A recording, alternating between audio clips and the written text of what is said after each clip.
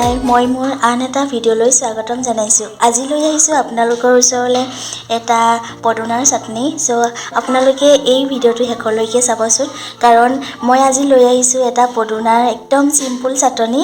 আশা কৰিছোঁ আপোনালোকে এই চাটনি ভিডিঅ'টো চাই ভাল পাব।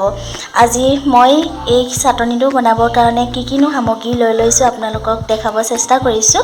এয়া পদুনা ধুনীয়াকৈ ধুই লৈছোঁ আৰু এইফালে লৈছোঁ আদা আৰু নহৰু আৰু দুটুকুৰা নেমু টেঙা কাটি লৈছোঁ, নেমু ৰস দি দিম আৰু জলকীয়া 6-7টামান লৈ লৈছোঁ আৰু লৈছোঁ নিমখ।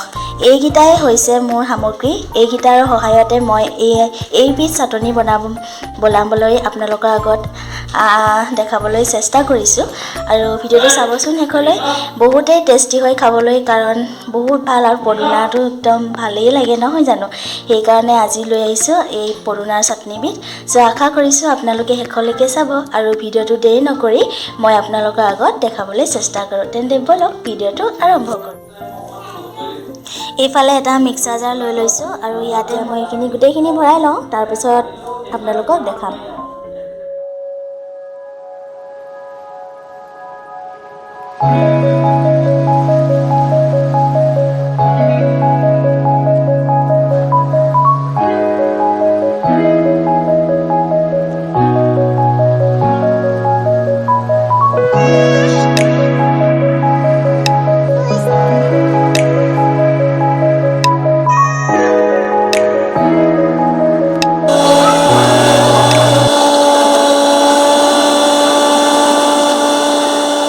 মই ভাতৰ লগত খাবলৈ লৈছোঁ। কাষতে এয়া চাটনি অকণ লৈ লৈছোঁ আৰু এপিচ মাছ লৈ লৈছোঁ আৰু কবি আলু ভজা, এয়া ভাত, লগতে এয়া লফা আৰু মাছেদি মানে নেমু টেঙা দি মাছৰ এয়া টেঙা আঞ্জা। আজি এনেদৰে খাব লৈছোঁ। আপোনালোকক দেখালোঁ এয়া চাটনি।